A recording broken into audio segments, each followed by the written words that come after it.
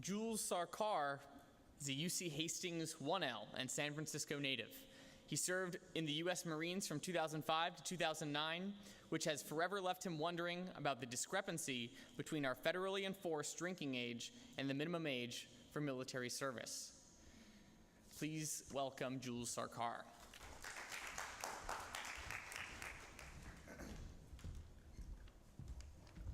Thank you very much for that, Max. Today, I'm going to talk to you about the number 21. Now, when I said that number, many of you probably associated with our nation's legal drinking age, and that's exactly what I'm going to talk about. That number, 21, doesn't really correspond with a lot of other standards. Had I instead said 18, most of you would have thought about adulthood, high school graduation, going to war, voting, and all the other rights and opportunities that avail themselves at the age of 18. So why 21? It's a good question, and to be perfectly honest, we're not entirely sure where it comes from. The popular notion amongst lawmakers, the ones who brought the voting age down to 18, was that medieval Englishmen, they were believed to have become strong enough to wear suits of armor at the age of 21, and therefore they were strong enough to enter into contracts, own property and hold title, and other things that have nothing to do with alcohol consumption. Anyways, that age of majority carried onwards into colonial America and remained the law up until 1971, when lawmakers finally decided that, amongst other reasons, the minimum age for voting should be reconciled with the minimum age for being sent to war. Our lawmakers, having struggled for decades with the discrepancy between the minimum age for mandatory military service and the voting age, were now left with a new question. If you're old enough to vote, are you old enough to drink? The problem then, and the one that remains today, is that while age may indicate experience, it doesn't correlate with judgment, and let alone the potential harm of one's intoxicated state. And so this resulted in disparate laws between the states.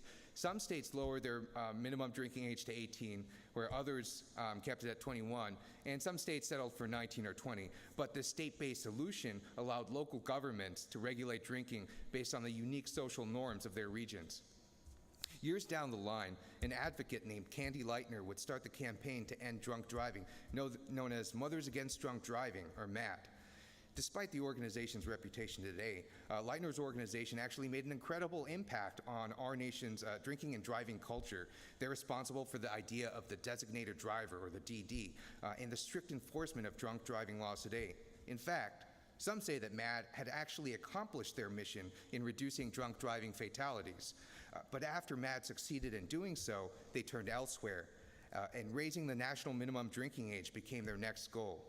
Lightner walked away from the organization that she had started, later telling the Washington Post, "It has become far more neo-prohibitionist than I had ever wanted or envisioned. I didn't start MAD to deal with alcohol. I started MAD to deal with the issue of drunk driving."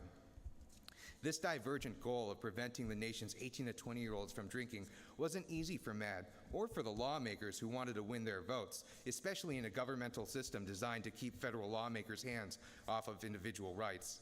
Unable to find a direct way to control the drinking age in all 50 states, legislators eventually formed the National Minimum Drinking Age Act around the threat to terminate interstate highway funds for states who failed to enforce a 21 minimum drinking age. Unable to understand the connection between highway funding and the drinking age policy, South Dakota and Louisiana litigated against enforcement of this law, but they would eventually yield to the financial threat imposed upon them by the National Minimum Drinking Age Act. Today, the United States is one of a small minority of federal governments with a minimum drinking age as high as 21. Even today, our federal government struggles to defend this policy. The National Highway and Traffic Safety Association, or NHTSA for short, they produced a report on driving that claims that motor vehicle crashes increased significantly when states lower the drinking age to 18. To substantiate this assertion, the NHTSA, they didn't do their own research. They cited another study that's not really included or quoted in the NHTSA's report. It was conducted by researchers at MIT. Now, if you go to that actual study, you'll see that what that study actually says is that once the minimum drinking age was decreased, those who could now legally drink and operate vehicles tended to be involved in drunk driving incidents as often as any other age group. That study, again, the one that's cited by the NHTSA as support for the 21 drinking age, concluded, hence, arguing for a prohibition against 18 to 20-year-old drinking solely in order to avoid the 5 per month increase in fatal accidents involving 18 to 20-year-olds appears unduly discriminatory against this age group. Why not prevent 30 to 40-year-olds from drinking and protect their families as well as themselves? One of two things is really happening here.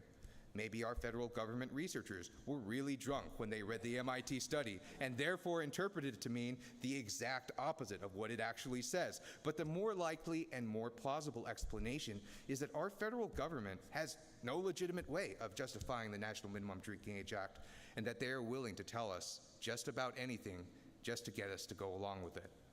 I haven't spent a lot of time today arguing that the minimum age for military service should be the sole basis for determining the drinking age. In the end, it's not that relevant to alcohol. Just like interstate highway funds, there's pretty weak relevancy on American drinking. That discrepancy just happens to highlight the problems rooted in the National Minimum Drinking Age Act, and I believe that those problems are beckoning us to rethink this age-based standard that dates back to medieval times and to search for a 21st century solution. Thank you very much.